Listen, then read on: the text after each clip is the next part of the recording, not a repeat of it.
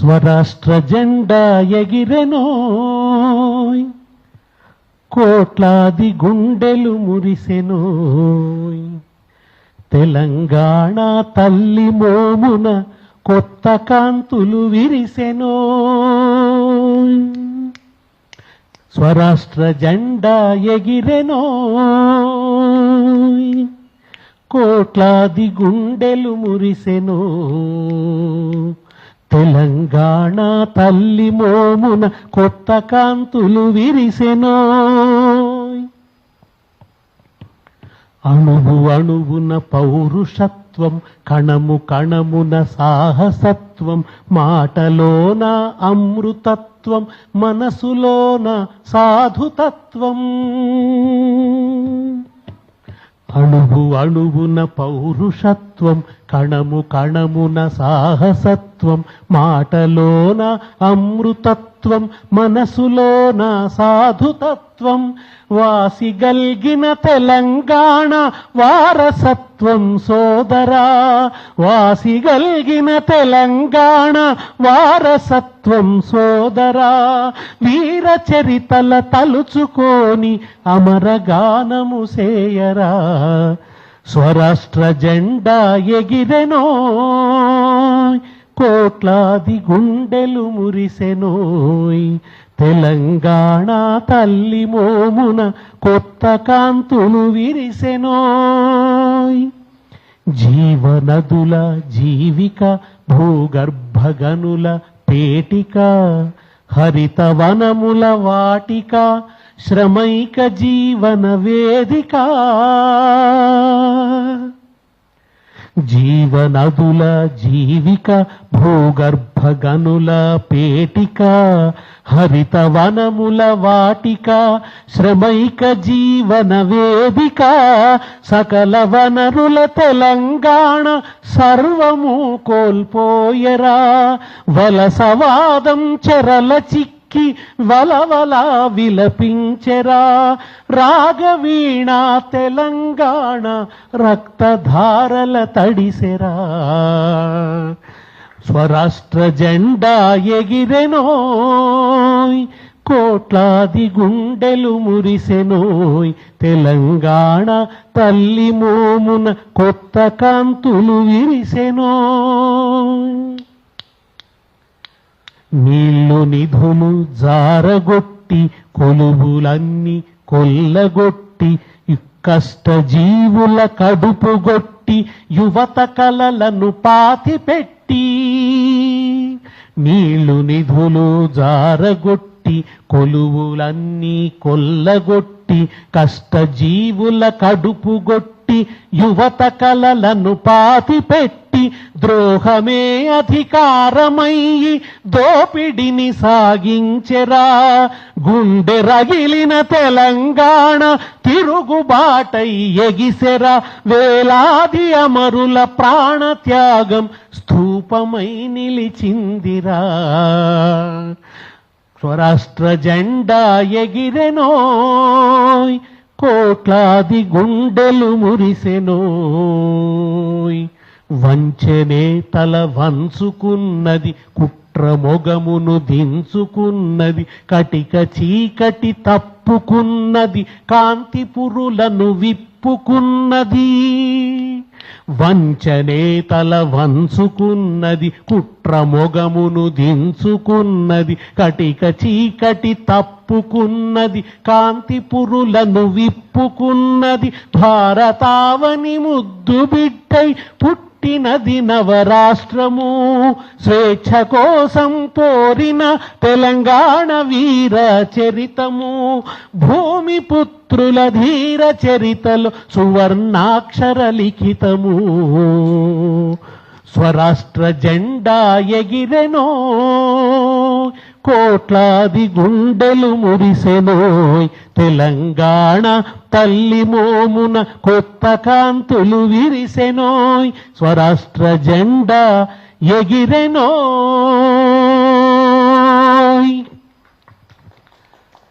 మిత్రులారా, ఇప్పటిదాకా అందరూ మాట్లాడిన దాంట్లో అందరికీ స్థూలమైన అంగీకారం ఉంది. పెద్దగా భేదాభిప్రాయాలు ఏమీ లేవు. ప్రకాష్ రెడ్డి గారు చెప్పినట్టు అది కమ్యూనిస్టు పార్టీ చరిత్ర అయినా, అది భారతీయ జనతా పార్టీ చరిత్ర అయినా, అది తెలుగుదేశం పార్టీ చరిత్ర అయినా, కాంగ్రెస్ చరిత్ర అయినా, ఆంధ్ర ఆధిపత్య చరిత్రనే. దానికి ఎవరూ మినహాయింపు కాదు. వాళ్లే చరిత్రలైనాయి, వాళ్లే విధాన నిర్ణేతలైనారు. భారతీయ జనతా పార్టీ విషయానికి వచ్చినా కూడా చంద్రబాబు నాయుడుతో పొత్తు, తర్వాత వెంకయ్య నాయుడు గారి ఆధిపత్యం కారణంగానే అద్వానీ లాంటి వాళ్ళు వచ్చి హైదరాబాద్ తెలంగాణలో ఉంది కనుక ఇంకా తెలంగాణ ఎందుకు అని అన్నారు. అది అద్వానీ మాటన కాదు, పలికించిన విభులు వేరే. పలికిన భాగవతం ఆయనదైనా పలికించిన విభుడు వేరేనే కదా. కనుక దీనికి ఎవ్వరు అతీతం కాదు. కనుకనే ఉమ్మడిగా అన్ని పార్టీల్ని ప్రశ్నించాం, అన్ని పార్టీల్ని నిలదీసినాం, నిప్పులతో కడిగినాం. కనుకనే ఒక్కొక్కళ్ళు వైఖరి మార్చుకుంటూ రావాల్సి వచ్చింది. ఫలితంగానే తెలంగాణ సాకారమైంది. వారు బత్తిని మొగిలే గౌడ్ ప్రస్తావన తీసుకొచ్చినారు. నిజం, అసలు నిజంగా కూడా అనేక మంది అమరులు, గొప్ప చరిత్ర, తెలంగాణ చరిత్ర మీద ఇంకా పరిశోధన జరగవలసే ఉంది, ఇంకా వెలుతురు సోకవలసే ఉన్నది. చాలా ప్రయత్నం మనం అకాడమీ నుంచి కొన్ని పుస్తకాలు తీసుకొచ్చినాం. తెలుగు అకాడమీ నుంచి దాదాపు 150 మోనోగ్రాఫీలు తెచ్చినాం. 150 మంది తెలంగాణ వైతాళికులు అన్న దగ్గర వాళ్ళ మోనోగ్రాఫీలు తెచ్చినాం. మన సాంస్కృతిక శాఖ నుంచి కూడా చాలా పుస్తకాలు వచ్చినాయంటే ఇక్కడ ఉండేటువంటి ఒక మిత్రయోరుల చరిత్ర ఏమిటి, అసలు తారీఖుల్లో తెలంగాణ అని ఒక పుస్తకం. అంటే ఏ తారీఖున తెలంగాణలో ఏం జరిగింది, తారీఖుల్లో తెలంగాణ అనే ఒక పుస్తకం తీసుకొచ్చిన. అట్లా చాలా కృషి జరిగింది. అయినప్పటికీ గ్యాప్స్ లేవా అంటే చాలా గ్యాప్స్ ఉన్నాయి, ఇంకా మనం ఫుల్ఫిల్ చేసుకోవాలి. అస్తిత్వ నిర్మాణం అనేది ఒక నిరంతర ప్రక్రియ, ఒక రోజుతో అయిపోయేది కాదు. అనేక కాళోజీ బత్తిని మొగిలే గౌడ్ గురించి అద్భుతమైన కవిత రాసినాడు. అనేక మంది వాళ్ళు అదేంటి మన కానరాని భాస్కరులు ఎందరో అన్నట్టు ఇంకా అనేక మంది కానరాని భాస్కర్ల మీద మన కన్ను సోకవలసి ఉంది. వాళ్ళను ఆ విస్మృతిలోంచి తిరిగి వాళ్ళను వెలుతురులోకి తీసుకురావాల్సినటువంటి అవసరం ఉంది. అదొక నిరంతరమైనటువంటి ప్రాసెస్. కనుక ఎట్లా ఈ అస్తిత్వాన్ని సుసంపన్నం చేయాలి అనేది నిరంతరం. ఇప్పుడు సమస్య అట్లా లేదు. ముందు మిత్రుడు చెప్పినట్టు అస్తిత్వాన్ని సుసంపన్నం చేయటం కంటే పాలకుడే అస్తిత్వం పట్ల వ్యతిరేక మనస్తత్వాన్ని కలిగి ఉండడం, వ్యతిరేక వ్యాఖ్యలు చేయడం, అవమానకర వ్యాఖ్యలు చేయడం, తెలంగాణ వ్యతిరేకుల వాదనకు బలం చేకూర్చేలాగా మాట్లాడడం. ఆయన ఎలక్షన్ల సమయంలోనే ఒక మాట అన్నాడు, సార్, నీళ్లు నిధులు నియామకాలు అన్నది ప్రజల నినాదం కాదు అన్నాడు ఆయన. ఇది కేవలం కేసీఆర్ సృష్టించిన నినాదం అన్నాడు. నిజానికి అది కేసీఆర్ సృష్టించిన నినాదం కూడా కాదు, అది జయశంకర్ గారు చేసిన కాయినైజేషన్. అది నీళ్లు నిధులు నియామకాలు అన్నది. అంటే ఉద్యమం పట్ల ఒక వ్యతిరేక మనస్తత్వాన్ని కలిగి ఉన్న వ్యక్తి వాళ్ళ పాలకుడయ్యి ఉద్యమం మీద బదిలా తీర్చుకుంటున్నాడు, ప్రతీకారం తీర్చుకుంటున్నాడు. అది ఇవాళ తెలంగాణ మనసుల్ని గాయపరుస్తున్నది. నన్ను ఎక్కువ బాధ పెడుతున్న విషయం ఇవాళ కాంగ్రెస్ ప్రభుత్వంలో జై తెలంగాణ నినాదం నిషేధం. ఇంతకంటే ఇక దివాలా కోరుతనం ఇంకేముంటుంది అసలు? భారత జాతీయోద్యమంలో వందే మాత్రం ఎంత గొప్పదో, వందే మాత్రం అన్న నినాదం ఎంత గొప్పదో, మనకు జై తెలంగాణ అన్న నినాదం అంత గొప్పది కదా. ఇవాళ ఏ మంత్రి కూడా నోరు తెరిచి జై తెలంగాణ అనడానికి భయపడుతున్నాడు, అనొద్దనుకుంటున్నారు. జై సోనియా గాంధీ వరకే ఆగిపోతున్నారు. జై తెలంగాణని నోరు విప్పి అనడానికి, అరే మనం జై తెలంగాణ అంటూ రక్తతర్పణ చేసినాం, జై తెలంగాణ అంటూ మన జైలు ఊచల్ని లెక్క చేయకుండా పరిగెత్తినాం, ఫెన్సింగ్ల మీద పడ్డాం పోయి. ఇంత చేస్తే ఇవాళ ఆ జై తెలంగాణ నినాదం మీదే ఒక అప్రకటిత నిషేధం. మీరు ఇంతకుముందు ప్రస్తావించారు కాకతీయ తోరణం మీద అప్రకటిత నిషేధం. నేను మొన్న లేపాక్షి వాళ్ళ దగ్గర వెళ్ళి కనుక్కున్నాను, కాకతీయ తోరణం జ్ఞాపికలు అమ్మకాలు తగ్గిపోయినాయి. ప్రభుత్వం విపరీతంగా కొనేది, అంటే ఈ ఫిలిగ్రీ వాళ్ళు చేసే కాకతీయ తోరణం ప్రభుత్వం తీసుకొని ఎవరన్నా మనకు విదేశాల నుంచి వచ్చినా లేదా కేంద్రం నుంచి వచ్చినా ఎవరన్నా మన రాష్ట్రానికి అతిథులుగా వస్తే వాళ్ళకి ఆ తోరణం ఇచ్చేది. ఇప్పుడు ఇవ్వడం మానేసినారు, ఒక నంది ఇస్తున్నారు ఇప్పుడు. మరి అది నంది ఏ నందో అది తెలియదు, లేపాక్షి నందా ఇంకొకట మనకు తెలియదు. ఇప్పుడు అది మొత్తానికి ఏమిస్తున్నారో కానీ మొత్తానికి అది ఇస్తున్నారు. ఇప్పుడు కాకతీయ తోరణం మీద నిషేధం, ఇది ఎక్కడి దివాలా కోరు మనస్తత్వం? ఆయన చార్మినార్ కూడా అవమానించినాడు కదా, చార్మినార్ కూడా ఉండొద్దు అన్నాడు, అవి రాచరిక చిహ్నాలు అన్నాడు. అసలు వాళ్ళ పోకడలో బోలెడంత రాచరికం ఉంటుంది, వాళ్ళ మనస్తత్వంలో బోలెడంత రాచరికం ఉంటుంది. మనం కులాల పేర్లు ఇంటి పేర్లతో సహా అన్నిటినీ అట్లా పెట్టుకోవాలని అనుకుంటాం. ఇవన్నీ ఫ్యూడల్ సంస్కృతి చిహ్నాలు కావా? ఇవన్నీ రాచరికపు పోకడలు కావా? బ్రహ్మాండంగా మనం నగలు దిగేసుకోవచ్చు, కాస్ట్లీ బట్టలు వేసుకోవచ్చు, కాస్ట్లీ షూస్ వేసుకోవచ్చు, కానీ తెలంగాణ తల్లికి మాత్రం ఓ నగ ఉండొద్దు అంటారు. ఏమిది? ఇదేం భావదారిద్ర్యం? తెలంగాణ తల్లి ఉద్యమ గర్భంలోంచి వచ్చినటువంటి ప్రతీక. ఆయన ఎందుకు ఆ తెలంగాణ తల్లిని తీసేయాలనుకున్నాడు? ఆయనకేదో పెద్ద శ్రామిక సంస్కృతో, దళిత సంస్కృతో, అట్టడుగు కులాల మీద ఇదంతా కాదు ఆయనకి. ఆ గుర్తులు ఆయన మలిపేయాలనుకుంటున్నాడు. ఆయన తెలంగాణ ఉద్యమ గుర్తులు మలిపేయాలనుకుంటున్నాడు. ఆయన కేసీఆర్ ఆనవాళ్ళు మలిపేస్తా అంటే సరే ఇదో పార్టీల గోల అనుకున్నారు. ఆయన కేసీఆర్ ఆనవాళ్ళు కాదు, ఆయన మలిపేదలుచుకుంది ఉద్యమం ఆనవాళ్ళు, చరిత్ర ఆనవాళ్ళని. వాటి పట్ల ఆయన ఎంబ్రాస్ అవుతాడు. ఆ చరిత్రకు సంబంధించిన విషయాలన్నిటి పట్ల ఆయనలో ఒక ఎంబ్రాస్మెంట్. అందుకని ఆయన ఆ తెలంగాణ తల్లి విగ్రహం మార్చేసినాడు. దాంట్లో బతుకమ్మని తీసేసి బతుకమ్మ మీద చాలా ఘోరమైనటువంటి వ్యాఖ్యలు చేశారు. బతుకమ్మ అసలు తెలంగాణ పండుగనే కాదు, ఇది అందరి పండుగ కాదు, లేదా ఆ మొత్తం ప్రాంతం చేసుకునే పండుగ కాదు అని బతుకమ్మను ఎందుకు బతుకమ్మను అవమానించాలి? బతుకమ్మను అవమానించాల్సిన అవసరం ఏంటి? సో బతుకమ్మను అవమానించినటువంటి పరిస్థితి. ఇవి తెలంగాణ గుండె మండేటట్టుగా చేసినాయి. అంతేకాకుండా ఆయన రోషయ్య విగ్రహం పెట్టినాడు. రోషయ్య విగ్రహం పెడుతూ ఆయన మాట్లాడిన మాటలు, విగ్రహం పెట్టడం కదా, ఎన్టీ రామారావు విగ్రహాన్ని పెడుతూ కూడా ఆయన ఎవడడ్డస్తాడో రండి, ఎవడరా ఎన్టీ రామారావు తెలంగాణ గడ్డ మీద ఎన్టీఆర్ విగ్రహం ఉండొద్దనేవాడు ఎవడరా? ఎవరిని అడుగుతున్నాడు ఆయన? బీఆర్ఎస్ని అడుగుతున్నాడా? కాదు కదా, మొత్తం తెలంగాణ వాదులను అడుగుతున్నాడు ఆయన. తెలంగాణ వాదాన్ని క్వశ్చన్ చేస్తున్నాడు ఆయన. ఇది ఎక్కడ తెలంగాణ వాదం అంటున్నాడు ఆయన. నిజానికి తెలంగాణ వాళ్ళు ఎవరు కూడా ఈ తెలంగాణ వచ్చిన తర్వాత ఎక్కడైనా ఎన్టీ రామారావు విగ్రహాలు ఉండేటివి ఉన్నాయి, తెలంగాణ అంతటా ఉన్నాయి. వాటిని కూలగొట్టలే, పలగొట్టలే, చాలా సౌమ్యంగా ఉన్నారు. తెలంగాణ ప్రజలే సౌమ్యంగా లేకుంటే ఒక్క విగ్రహం ఉండేదా? చాలా సౌమ్యతతో ఉన్నారు. ఎందుకు రెచ్చగొడుతున్నాడు ఆయన? ఆ మాటలు ఎందుకు మాట్లాడుతున్నాడు ఆయన? ఎన్టీఆర్ ఒక మహానుభావుడు, ఆయన పట్ల మీరు విమర్శిస్తే సహించేది లేదు అని మాట్లాడుతున్నాడు ఆయన. అక్కడ కదా తెలంగాణ వాదులకు సమస్య వస్తుంది. ఎట్లా మహానుభావుడు అవుతాడు? మాకెట్లా మహానుభావుడు అవుతాడు? మీకైతే కావచ్చు, మాకు మహానుభావుడు కాదు. ఎన్టీ రామారావు సమయంలో కూడా నిధులు ఆంధ్రాకే పోయినాయి, తెలంగాణకు రాలే. నదులు ఆంధ్రాకే పోయినాయి, భూములన్నీ కబ్జాకు గురైనాయి. నియామకాలలో కూడా అదే పరిస్థితి. ఇచ్చంపల్లిని కోల్డ్ స్టోరేజ్లో పెట్టింది అప్పుడే, తెలుగు గంగను తెర మీదికి తీసుకొచ్చింది అప్పుడే. తెలుగు గంగలో తెలంగాణ వాళ్ళు పనిచేస్తుంటే కొట్టి పంపింది అప్పుడే. ఇవన్నీ ఎప్పుడు జరిగినాయి? అసలు ఎన్టీ రామారావు చరిత్రలోకి పోతే 69 పోరాటాన్ని కూడా తీవ్రంగా వ్యతిరేకించి సినిమాలో నారాయణ రెడ్డి చేత పాట రాయించాడు. తెలుగు జాతి మనది, నిండుగా వెలుగు జాతి మనది అని ఆయన పాట రాయించినాడు. ఆయన సమైక్యాంధ్ర ప్రతీకగానే ఉన్నాడు ఆయన. కనుక ఆ ప్రతీక మీద అభ్యంతరం ఉంటుంది తెలంగాణ వాళ్ళకి. మీరు ఎన్టీ రామారావును కనుక విమర్శిస్తే మర్యాద ఉండదు అని చెప్పి తెలంగాణ ముఖ్యమంత్రి అంటే ఎట్లా? తెలంగాణ ముఖ్యమంత్రి ఎవరిని సవాల్ చేస్తున్నాడు? పోనీ ఆంధ్రలో ఉన్న వాళ్ళని కాదు కదా, తెలంగాణలో ఉన్న వాళ్ళని అడుగుతున్నాడు, తెలంగాణ ప్రజల్ని అడుగుతున్నాడు. ఇది కంచె చేను వేసిన ఈ వైఖరి మీద ఇవాళ సమస్య ఉన్నది. తెలంగాణ రాగానే ప్రజల భావోద్వేగాన్ని ప్రతిఫలిస్తూ నమస్తే తెలంగాణ ఒక సంపాదకీయం రాసింది. పాఠ్యపుస్తకాలు నిర్ణయించినప్పుడు పిల్లలకు సంపాదకీయం కూడా పరిచయం చేస్తాం కనుక ఆ ఘట్టం అంటే తెలంగాణ అవతరణ ఘట్టం ఒక ఉద్విగ్న ఘట్టం, మనకి ఒక చారిత్రాత్మక విజయం సాధించిన ఘట్టంగా ఆ ఘట్టం పరిచయం అయినట్టయితుంది, సంపాదకీయ వ్యాసం పిల్లలకు పరిచయం అయినట్టయితుంది, ఆ ప్రక్రియ కూడా పరిచయం అవుతుంది. పాఠ్యపుస్తకంలో ఆ సంపాదకీయం పెడితే దాన్ని తీసేశారు. ఈ వైఖరి అన్నమాట. నువ్వు దాన్ని నమస్తే తెలంగాణకు సంబంధించింది కాదు, అది తెలంగాణ రాష్ట్ర అవతరణకు సంబంధించినటువంటి ఆ ఘట్టాన్ని ప్రతిబింబించినటువంటి సంపాదకీయం. ఆ రోజు అంత భావోద్వేగంగా రాసింది ఆ పత్రిక సంపాదకీయమే కనుక దాన్ని పెట్టాల్సి వచ్చింది, దాన్ని తీసేసినాడు ఆయన. ఇవి ఇట్లా చాలా జరుగుతూ వచ్చినాయి. తెలంగాణ తల్లి విగ్రహం మార్చినప్పుడు కూడా ఆయన చుట్టూ ఉన్న మేధావులు కూడా సమర్థించినారు. విచిత్రం ఏంటంటే అదే మేధావులు తెలంగాణ తల్లి విగ్రహ ఆవిష్కరణలో పాల్గొన్నారు. ఉద్యమ కాలంలో అదే మేధావులు తెలంగాణ తల్లి విగ్రహ ఆవిష్కరణలో పాల్గొన్నారు. ఇవాళ మీరు ఆ పాత విగ్రహాల దగ్గర పోయి ఫలకాల మీద చూస్తే వాళ్ళ పేర్లు ఉంటాయి. అప్పుడు లేని అభ్యంతరం ఇప్పుడు ఎందుకు వచ్చింది? ఇప్పుడు ఆ ఫలకాల మీద వాళ్ళ పేర్లు ఉంటాయి, అప్పుడు లేని అభ్యంతరం ఇప్పుడు ఎందుకు వచ్చింది? ఇది వస్తున్నటువంటి సమస్య.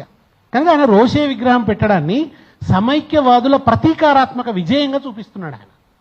ఆ మనస్తత్వంతో మాట్లాడుతున్నాడు ఆయన. అంటే మనల్ని మళ్ళీ ఉద్యమ జ్ఞాపకాల నుంచి బయటకు తీసుకొచ్చి, ఆ భావతీవ్రతలోంచి బయటకు వచ్చి, ఆ అస్తిత్వ స్పృహలోంచి బయటకు వచ్చి మనల్ని డైల్యూట్ చేసేటువంటి ప్రయత్నం చేస్తున్నాడు ఆయన. బాలసుబ్రహ్మణ్యం పెట్టినా, రోషేని పెట్టినా దాని వెనుక ఉన్న ప్రయత్నం ఇక ఈ పొటమరింపులు ఉండొద్దు, దీనికి సంబంధించిన ఈ భావనకు సంబంధించిన ఊటనే ఉండొద్దు, దాన్ని శాశ్వతంగా సమాధి చేయాలి అనే లక్ష్యం ఆయనలో ఉండదు. అక్కడ సమస్య వస్తున్నది. దానివల్ల అవతలవాడు కూడా ఒక ధైర్యంతో ఇంకేముందిలే, ఇక తెలంగాణలో తెలంగాణ వాదం లేదు, ఇక తెలంగాణను గట్టిగా అనేవాళ్ళు లేరు, తెలంగాణ వాదులకు ఆమోదం లేదు అని అనుకునే ఒక వాతావరణం ఏర్పడి ఇంతకుముందు సరిత చెప్పినట్టు ఇడుపు కాగితం అనే సినిమా వస్తే ఇడుపు కాగితం అన్న దానికి డబ్బింగ్ చెప్పాలా మరి ఆంధ్రాలో అని చెప్పి వాళ్ళు కామెంట్ చేస్తున్నారు. అవమానించడానికి తగిన వాతావరణ కల్పన జరుగుతున్నది. నిజానికి ఎన్ని సినిమాలు చూసినా మీ చరిత్రలు, మీ జీవితాలు, మీ పాటలు, మీ ప్రేమలు, మీ భాషలు, మీ పంటలు, మీ పొలాలు ఇవే చూసి కాలబెట్టినాం కదా 60 ఏళ్ళు. ఇప్పుడిప్పుడే మా వాళ్ళు కాస్త మా జీవితాల మీద కెమెరా సోకుతున్నది, ఇప్పుడిప్పుడే మా మాట కొంచెం వినిపిస్తున్నది, తెలంగాణ మాట భరించలేకపోతున్నారు. మేము డబ్బింగ్లు చెప్పిండ్రా మాకు మీరు మీరు మీరు మీరు మా ఇప్పుడున్న హీరోలు ఎవ్వరు కూడా ఒక వ్యవహార తెలుగు మాట్లాడరు. వాళ్ళు పక్కా యాసలు మాట్లాడతారు, పక్కా యాసలు, ప్రొనౌన్సియేషన్ సరిగ్గా ఉండదు, ఆ యాసలని మాట్లాడతారు. ఒక 2-3 హీరోలు అయితే మరి విని చస్తున్నాం కదా, సక్సెస్ కూడా చేస్తున్నాం కదా, ఆ సినిమాలు బోళ్ళని లాభాలు కూడా సంపాదించుకుంటున్నారు కదా. ఇప్పుడే మావాడు ఒకడు వచ్చి మా పలుకుబడిని ఇడుపు కాగితం అని పేరు పెడితే ఇంత ఓరోలేంతనమా? మీకు వ్యవసాయ మిగుల్లోంచి డబ్బులు వచ్చి మీరు సినిమాలు తీస్తే మీ పెద్ద పెద్ద జమీందారులు, ఎస్టేట్లు, ఎస్వి రంగారావు సూటు బూట్ వేసుకొని ఇట్లా ఇంటి మధ్యలో అప్పుడే దాన్ని ఏమంటాం మనం ఇంట్లో మెట్లు ఉండడం ఏమంటాం కదా, డూప్లెక్స్ ఇండ్లుంటే దాని నుంచి ఎస్వి రంగారావు ఆ ఇండ్లే లేవు మా దగ్గర. ఆ సినిమాలు చూసినాం మేము. మీరు నాగార్జున సాగర్ కాలువలలో గూడ వేస్తూ ఆడుతూ పాడుతూ పని చేస్తుంటే అలుపు సొలుపు అది మా ఆట కాదు, మా పాట కాదు. ఆ సమయం కూడా మా దగ్గర ఏటికేతం బట్టి 8 పుట్లు పండించి ఎన్నడూ మెతికెరగరన్నా అన్నది మా జీవితం. ఆ జీవితమే చూపించలేదు. ఆయన ఎవరో ఒక్కరు వచ్చి ఆ మన చిల్లర దేవుళ్ళు అనే సినిమా తీస్తే దాంట్లో ఆ పాట వినబడ్డది, శ్రీలక్ష్మి నీ మహిమలోనే బతుకమ్మ పాట వినబడ్డది. శంకర్ జై కిషన్ వాళ్ళు ఇక్కడ హైదరాబాద్లో ఉండిపోయాడు ఆయన. శంకర్ చాలా కాలం ఆయన హిందీలో మ్యూజిక్ డైరెక్టర్ అయితే బతుకమ్మ మీద పాట పెట్టిండు. 60 ఏళ్ళు కలిసి ఉండి మీరు పెట్టకపోతుంది. మీరు ఒక్కనాడు బతుకమ్మ పాటనే పెట్టలేదు. ఆయన పోయి అక్కడ బతుకమ్మ రమయ్య వస్తావయ్యా రమయ్య వస్తావ, అది తెలంగాణ నుంచి ఇన్స్పిరేషన్ తీసుకొని పెట్టినటువంటి పాట. కానీ మీరు ఎన్నడూ అట్లాంటిది లేదే. అవమానించినారు తప్ప ఉదాత్తంగా చూపించే ప్రయత్నం. మా వాళ్ళు నక్సలైట్లు ఎన్కౌంటర్లు చచ్చిపోతుంటే ఆ పాత్రలు కూడా మీరే సంపాదించుకుంటుంది, అక్కడ కూడా మావాడికి కనీసం పాత్ర ఇచ్చిన పాపన వల్ల ఇవాళకి ఇమిటేషన్ తెలుగే ఉంది సినిమాలలో. ఇమిటేషన్ తెలంగాణ భాషనే తప్ప ఒరిజినల్ తెలంగాణ సౌందర్యం లేదు. తెలంగాణ వాడు ఎట్లా పరాచకం ఆడతాడు, తెలంగాణ వాడు ఎట్లా నవ్వుతాడు, తెలంగాణ వాడు ఎట్లా బాధపడతాడు, ఆ దుఃఖమేంది, ఆ సహజమైన ఆ చిత్రీకరణనే ఇవాళకి లేదు. ఏదో గెట్లా అంటారు, గెట్లా అని ఎవడని అంటాడు ఆ తెలంగాణ. ఎక్కడ గా వస్తుంది ఆ స్పృహ నీకు లేదు, అది మాకు వస్తుంది. అది నీ అయ్యే జాగిరా అని అడుగుడు సులభం, ఎక్కడ గా వస్తుందో కూడా నీకు తెలియదు కదా. గెట్లా అనని ఎక్కడ అంటారు, గెట్లా అననే అనరు అసలు ఎక్కడ కూడా. నువ్వు అటువంటి కృత్రిమమైన తెలంగాణ మాట్లాడుకుంటూ వచ్చి నీ అయ్య జాగిరా అంటే ఏదన్నట్టు. నీకు నా భాషనే రానున్నది, నీకు నా భూమి నీదెట్లయితుంది, నా చరిత్రతో నువ్వు మమేకం కాకపోతివి, నా దుఃఖంతో నువ్వు మమేకం కాకపోతివి, నేను గొడగొడ ఏడుస్తుంటే నా పిల్లలు అగ్నికాహుతే చచ్చిపోతుంటే కూడా నువ్వు వ్యతిరేకంగానే మాట్లాడుతీవి. పైగా తెలంగాణ ఏర్పడ్డ రోజు ఉపవాసం ఉంటివి. ఇవాళ వచ్చి నువ్వు మీ అయ్య జాగిరా అని అడిగితే నిన్ను ఎట్లా తెలంగాణ ప్రజలు ఇవాళ కూడా నువ్వు వచ్చి తెలంగాణ ప్రజలకు దండం పెట్టాలి, తెలంగాణ ప్రజల జీవితాన్ని గౌరవించాలి, నమస్కరించాలి, బతుకమ్మ ఎత్తుకోవాలి, బోనం ఎత్తుకోవాలి, మమ్మల్ని క్షమించండి అనాలి, జరిగిన చరిత్ర ఇట్లా జరిగింది మేము ఇట్లా చేసేది లేకుండా అనాలి. నువ్వు అట్లా ఏమైనా ప్రయత్నం చేస్తే ఒక అర్థం ఉంటుంది. కానీ వచ్చి నీ అయ్యే జాగిరా అంటే ఇది ఈ అహంకారపు పోకడలు. ఈయన రావడానికి కారణం ఏమిది? ఇక్కడ ఫెసిలిటేటర్ ఉన్నాడు, ఆయనకు ఓ ఫెసిలిటేటర్ ఉన్నాడు. మళ్ళా వ్యూహం కూడా చూడండి.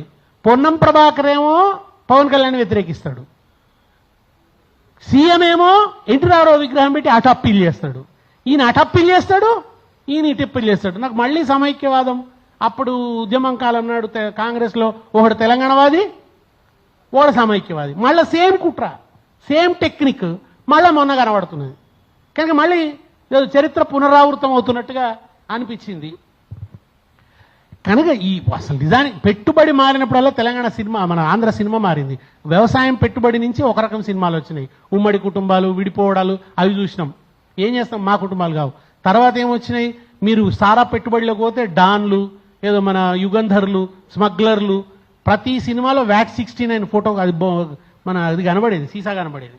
మీరు సారా పెట్టుబడిలోకి పోతే అవి కనబడ్డాయి. మీరు రియల్ ఎస్టేట్లోకి వచ్చి రియల్ ఎస్టేట్ మాఫియా అని చెప్పి ఎవడు మాఫియా మళ్ళా తెలంగాణ ఉండే మాఫియా కింద చూపించిండు. ఇక్కడ ఉన్నటువంటి ఏదో చిన్న పాపం రౌడీలు వాళ్ళు ఏదో చిన్న ఇది చేసుకునే వాళ్ళను వాళ్ళందరినీ గూండాలుగా భయంకరంగా వికారంగా చేసి చూపిస్తుంటే అవి దుష్కాలం పెడుతుంది. హైదరాబాద్ గుంటూరు నుంచి వచ్చిన హీరో ఆ తెలంగాణలో ఉన్న వాళ్లను, ఇక్కడ ఉండే చిన్న వాళ్ళను 24 రీళ్లు తంతుంటే మేము చూసినాం. అదే మా పాలిట సినిమాలైనా. ఇవాళ ఓ సినిమా వస్తే దాన్ని మా భరించలేనటువంటి ఓ పరిస్థితి కనబడుతున్నది. వీటన్నిటికీ కారణం అట్లనే మన ఇప్పటిదాకా దేశపాండే గారు చాలా వివరంగా చెప్పిండ్రు. నీళ్ల విషయంలో అంత ఆరాటంతో పోరాటం జరిగింది కదా. అసలు నీళ్లు ఉద్యమానికి కేంద్రంగా ఉన్నాయి కదా. దాని విషయంలో ముఖ్యమంత్రి చూపించేటువంటి ఉదాసీనత, ఒక వ్యూహాత్మకమైనటువంటి మౌనం, ప్రశ్నించే వాళ్ళ మీదే దాడి. ఇవాళ నదులు ఆంధ్రాకు పోతున్నాయి, నిధులు ఢిల్లీకి పోతున్నాయి. అప్పుడెప్పుడో మన బ్రిటిష్ కాలంలో వైస్రాయ్ ఉండి ఇక్కడి నుంచి కప్పం వసూలు చేసిపోయింది. ఇవాళ కాంగ్రెస్ వ్యవహారాల ఇన్ఛార్జ్ వైస్రాయ్ అయిపోయింది. ఇక్కడి నుంచి డబ్బు తీసుకుపోతారు అనమాట. మళ్ళీ ఆ కాలం నాటి పరిపాలన చూస్తున్నట్టు కప్పం చెల్లిస్తున్నట్టు ఇవాళ నదులు, మీరు కృష్ణానదిలో ఎక్కువ వాటా వాడుకుంటారు, నువ్వు ఆపలేకపోతావు.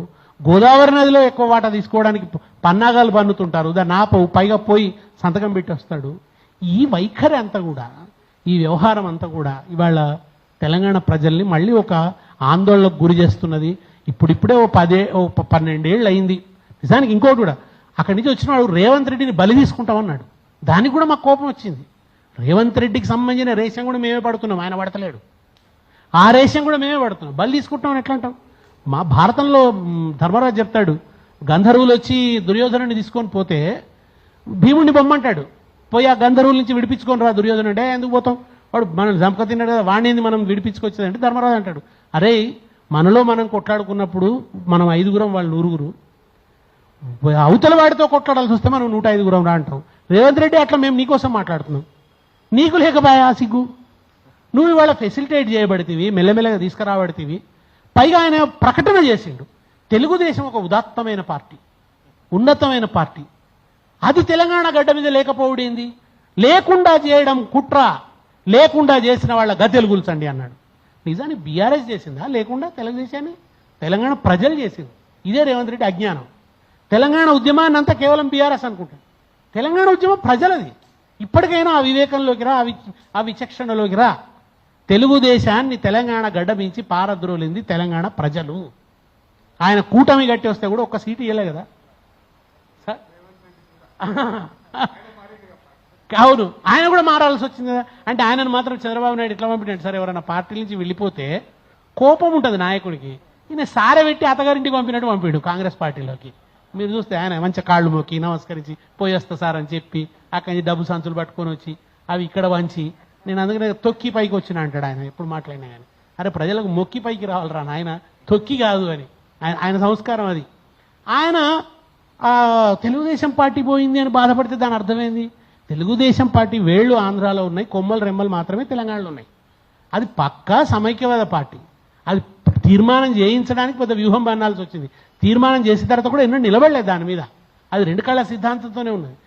తెలంగాణ రాష్ట్రం ఏర్పాటు కాకుండా ఢిల్లీలో మంత్రాంగం నడిపిండు చివరి నిమిషం దాకా. అటువంటి పార్టీ లేకుండా పోయిందంటావు. తెలంగాణ అన్న పదాన్ని నిషేధం చేసిండ్రు.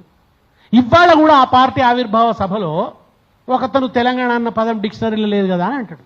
అది కదా తెలుగుదేశం పార్టీ మానసికత. ఎక్కడో ఓ అర్భకుడు ఏదో అన్నాడంటే పట్టించుకోం అన్నది ఎక్కడ? బక్కన్ నరసింహులు, ఆయన పేరు బక్కన్ నరసింహులు. ఆయన భౌతికంగా బక్కగా ఉండడం లేదు, భావజాల పరంగా చాలా బక్కగా ఉన్నాడు ఆయన. ఆయనకు పౌష్టికాహారం లేదు. తెలంగాణ ఆత్మగౌరవం అనే పౌష్టికాహారం ఆయనకి ఎవరు అందించలే. ఆయన ఎందుకంటే చంద్రబాబు నాయుడు దగ్గర ఉండి పౌష్టికాహార లోపంతో బాధపడుతున్నాడు ఆయన. ఆ చంద్రబాబు నాయుడు సమక్షంలో ఆ పార్టీ వేదిక మించి ఆయన అన్నప్పుడు నివారించిరా? ఎవరైనా వారించిరా ఆ పార్టీలో? కనీసం తెల్లవారి క్షమాపణ చెప్పినరా, ఇది తప్పు, మా పార్టీ వేదిక మించి ఇట్లా మాట్లాడాల్సింది కాదు అని క్షమాపణ చెప్పే ప్రయత్నం కూడా చేయలేదు. అది వాళ్ళ ఆవేదన కలిగిస్తున్నటువంటి విషయం. కనుక ఆ పార్టీ ఇక్కడ లేదు, ఆ పార్టీని తిరిగి తీసుకురాడు. రేవంత్ రెడ్డి ముఖ్యమంత్రి అయిన తర్వాత సంబురాలు చేసుకుంది తెలుగుదేశం పార్టీ. తెలుగుదేశం పార్టీ ఆఫీస్కి పోయి మన పొంగులేటి శ్రీనివాసరెడ్డి కృతజ్ఞతలు చెప్పొచ్చినాడు. ఆ పార్టీని పునరుద్ధరించాలనే కోరికను ముఖ్యమంత్రి వ్యక్తం. విచిత్రం ఏంటంటే ఆయన కాంగ్రెస్ ముఖ్యమంత్రి, తెలుగుదేశం ఏజెంట. ఈ వైఖరి వాళ్ళ తెలంగాణ అస్తిత్వం గురించి. దానికి ఆంధ్ర అనే ఒక వైరుధ్యం, మనకు రాష్ట్రం ఏర్పడడం అనేది పరిష్కారం అయిన తర్వాత ఆ తీవ్రత తగ్గింది. అప్పుడు ఏమిటి మరి తెలంగాణ అస్తిత్వానికి ఉన్న కోణం అంటే, తెలంగాణ ప్రజలు మనమంతా ఒకటి, మన అస్తిత్వం ఒకటి, మన సంస్కృతి ఒకటి, మనకు ఒక ఉమ్మడి గతం ఉంది, మనం అందరం అన్నదమ్ముల తీరుగా ఉండాలి అనే ఒక కిన్షిప్, ప్రజల మధ్య ఆ కిన్షిప్ని డెవలప్, సకల జనుల సమ్మేళనం, ఆ సకల జన స్ఫూర్తిని నిలబెట్టడం, ఎవరి పట్ల వివక్ష లేకపోవడం, అట్టడుగు కులాలను దగ్గర తీసుకోవటం, వీటన్నిటిని చేస్తూ అస్తిత్వ నిర్మాణం అనేది ఒక పాజిటివ్ యాంగిల్తో ముందటికి వెళ్ళాలి. దానికి సంబంధించిన కృషి విస్తారంగా ఉంది, చేయాల్సింది చాలా ఉంది. కొంత జరిగింది, కొంత జరగాలి. ప్రపంచ తెలుగు మహాసభలు పెట్టి తెలంగాణ తెలుగును గౌరవాన్ని చాటి చెప్పే ప్రయత్నం చేశాం. ఈ మానవుడు వచ్చేది ప్రపంచ సుందర పోటీలు పెట్టినాడు. అరే, ఆడవాళ్ల శరీరాల పోటీని పెట్టే సంస్కృతిని ప్రభుత్వం పెడితే ఎట్లా? ఎవడో కాస్మెటిక్ కంపెనీలు పెడుతుండే అర్థం ఉన్నది. ప్రభుత్వం ఎట్లా పెడుతుంది? పెడితే ఏమైంది చివరికి? ఆ ఇంగ్లాండ్ ఆమె పాప, ఆమె పోయి మాతోని చాలా నీచంగా బిహేవ్ చేసినారు కాంగ్రెస్ నాయకులు అని చెప్తే తెలంగాణ పరువు పోయినట్టు కాదా? అది తెలంగాణ ప్రతిష్టకు భంగకరం కాదా? అదే కాదు, ఇవాళ సినిమా బూతు పాటల సంస్కృతి ప్రభుత్వ వేదికల మీద ఎన్నడూ లేదు. రేవంత్ రెడ్డి వచ్చిన తర్వాత మొదలైంది. ఏదో కొడితే నాలుగు ఉంటుంది, తిడితేనేమో తిడుతుంది, లేకుంటే ఏదో అట్లాంటి పాటలు, ఏదో యోయో కురమ్మంటారు, ఇట్లాంటి పాటలు ప్రభుత్వ వేదికల మీద పాడతారా? అది పాడుతుంటే మంత్రులంతా కూర్చొని చప్పట్లు కొడతారా? దీన్ని ఈ బూతు సంస్కృతిని తీసుకురావడం, దాని యథేచ్ఛగా జరగడం, ఇదంతా కూడా ఈ వికృతత్వం అంతా కూడా, అంటే ఇది ఆ రకమైన సంస్కృతిని ఆహ్వానించడం, ఆ రకమైన సంస్కృతికి ఆమోదనీయతను సృష్టించడం, ఇది జరుగుతున్నటువంటి దారుణం. నిజానికి సినిమా అవార్డులకు గద్దర్ పేరు పెట్టినప్పుడు కూడా అందరం ఎందుకు అభ్యంతరం చెప్పినంటే, గద్దర్ సినిమా సంస్కృతికి వ్యతిరేకంగా పోరాడాడు. వ్యాపార విలువలకు ప్రత్యామ్నాయంగా ప్రజల పాటను నిలబెట్టే ప్రయత్నం గద్దర్ చేసింది. ఆయన జీవితం అంతా కూడా అదే చెప్పిండు, అది వ్యాపార పాట, అది సరుకులాగా మారిన పాట, దానికి మానవ విలువలు ఉండవు అని చెప్పిండు. పోయి ఆయన పేరే పెడితే ఎట్లా? కుర్చీ మడత పెట్టి పాటకు గద్దర్ అవార్డు అంటే ఎట్లుంటుంది? ఎంత అన్యాయంగా ఉంటుంది ఇది! అట్లాంటి సినిమాలకు, అట్లాంటి పాటలకు, అటువంటి వాటికి నువ్వు గద్దర్ పేరు మీద అవార్డులు ఇస్తుంటే ఇది తెలంగాణ సంస్కృతిని నువ్వు కలుషితం చేస్తున్నావు, హీనపరుస్తున్నావు, న్యూనపరుస్తున్నావు అనే ఆవేదనలోంచి ఇవాళ మాట్లాడాల్సి వస్తుంది. ఇవాళ ఎవరు కూడా గట్టిగా తెలంగాణ అని కానీ, తెలంగాణ సంస్కృతి అని కానీ, దాని పరిరక్షణ అని కానీ మాట్లాడతలేరు. ఆ మాట్లాడలేని ఒక వాతావరణం, ఇక అది అయిపోయిన కథ అన్న ఒక వాతావరణాన్ని క్రియేట్ చేస్తున్నారు, లేదా మాట్లాడకూడదు అనే ఒక వాతావరణం.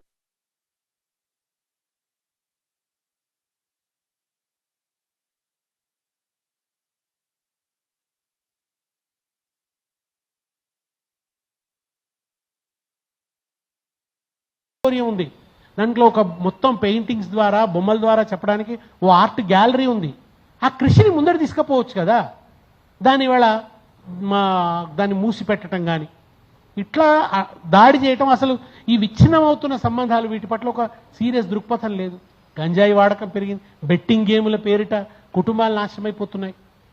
వీటి పట్ల యువతకు ఒక దిశానిర్దేశనం చేద్దామనే ఆ స్ఫూర్తి లేదు. అటువంటి ఉదాత్తమైన స్ఫూర్తి లేకపోవడం, తెలంగాణ తనం లేకపోవటం, వీటి వల్ల ఇవాళ తెలంగాణ ప్రజల్లో ఒక రకమైన ఆవేదన ప్రబలుతున్నది. నేను ప్రకాష్ రెడ్డి గారితో కూడా ఒక విజ్ఞప్తి ఏంటంటే, సార్ మీరు సాంస్కృతిక జాతీయవాదంలో భాగంగా తెలంగాణ వ్యాప్తంగా మీరు అనేక విగ్రహాలు పెడుతున్నారు. నిజంగా విగ్రహాలు పెట్టడంలో బీజేపీ వాళ్ళు కొంచెం ముందుంటారు. ఓ చౌరస్తా వచ్చిందంటే టక్కన వీళ్ళు అక్కడ ఒక విగ్రహం పెట్టేస్తారు. వాళ్ళు చాలా కాన్షియస్గా ఉంటారు.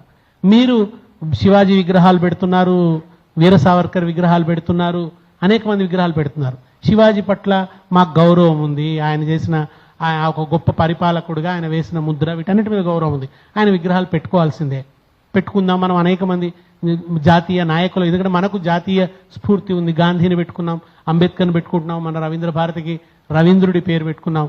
నేను మీతో చేసే విజ్ఞప్తి ఏంటంటే, మీరు దాంట్లో భాగంగా తెలంగాణ వాళ్ళ విగ్రహాలు కూడా పెట్టండి. వాళ్ళ విగ్రహాలతో పాటు ప్రాంతీయతా స్ఫూర్తిని కూడా అనుసంధానం చేయండి. జాతీయవాదానికి ప్రాంతీయవాదాన్ని అనుసంధానం చేయండి. మీరు ఇక్కడ ఇప్పుడు ఇక్కడ తెలంగాణ ఎమ్మెల్యేలు వాళ్ళ కాన్స్టిట్యున్సీలలో సర్వాయి పాపన్ విగ్రహం పెట్టినారు, చాకలైలమ్మ విగ్రహాలు పెట్టుకున్నారు, కొండ లక్ష్మణ్ బాపూజీ విగ్రహాలు పెట్టుకున్నారు. యూనివర్సిటీలకు కూడా పేర్లు పెట్టుకున్నాం. జయశంకర్ పేరు పెట్టుకున్నాం, కొండ లక్ష్మణ్ బాపూజీ పేరు పెట్టుకున్నాం, కాళోజీ నారాయణరావు పేరు పెట్టుకున్నాం. పేరుని పునరుద్ధరించే ప్రయత్నం చేసినాం. ఇట్లా రకరకాల ప్రయత్నాలు జరిగినాయి. నేను మీతో కోరేది ఏంటంటే, మీరు విగ్రహాలు పెట్టేటప్పుడు తెలంగాణ వాళ్ళ విగ్రహాలు పెట్టండి. మీ నుంచి ఇప్పుడు మీరే ప్రస్తావించరు, బత్తిని మొగులయ్య గౌడ్ విగ్రహాన్ని మీరు కూడా ప్రతిష్ఠించడానికి ప్రయత్నం చేయండి. ఎందుకంటే అన్ని ప్రచార ప్రభుత్వాలే చేయవు. మనం సివిల్ సొసైటీగా, లేదా మనం ఒక కాన్షియస్ ఉన్నటువంటి సాంస్కృతిక ఉద్యమకారులుగా ఆ పనులు చేసినాం. మనం అసలు నిజానికి పాలక వర్గాల కన్నా తెలంగాణ సంస్కృతి నిర్మాణం, తెలంగాణ భావజాల నిర్మాణం బయట ఎక్కువ జరిగింది. బయట నుంచి ఎక్కువ కృషి ఉన్నది భావజాలాన్ని పరిపుష్టం చేయడంలో. కనుక అట్లా అందరం కూడా తెలంగాణ అస్తిత్వ స్పృహను కలిగి ఉండడం, తెలంగాణ అస్తిత్వ స్పృహకు కలిగే విఘాతాల పట్ల మనం విజిలెంట్గా ఉండడం, ఈ ముఖ్యమంత్రి పోతున్న పోకడలు, ఆయన ఫెసిలిటేటర్గా ఉండడం వల్ల తిరిగి తెలంగాణను ఆక్రమించడానికి జరుగుతున్న కుట్రలు, వాళ్ళు ఆక్రమిస్తే వచ్చే సమస్య ఏమిటి? ఎందుకు ఆక్రమణ అంటున్నావు? రేపు బనకచర్ల మీద వాళ్ళ వైఖరి ఏమిటైనా మనం వేస్తున్న ప్రశ్న. ఇంకా నీటి సమస్యలు ఉన్నాయి, మనకు ఇంకా విభజన సమస్యలు ఉన్నాయి. అవన్నీ ఉన్నప్పుడు ఈ ప్రశ్న వస్తుంది. కనుక తెలంగాణ ఉద్యమ సారాంశమే నన్ను నేను పరిపాలించుకుంటా, నా ఆత్మగౌరవాన్ని నేను కాపాడుకుంటా, నా అస్తిత్వాన్ని నేను నిర్మించుకుంటా, నా సంస్కృతిని నేను విశ్వవ్యాప్తం చేస్తా అనే ఈ ఆకాంక్షకి విఘాతం కలగకుండా అటు ప్రభుత్వము, ఇటు ప్రజలు, వివిధ సాంస్కృతిక సంస్థలు పనిచేయాల్సి ఉందని విజ్ఞప్తి చేస్తూ సెలవు.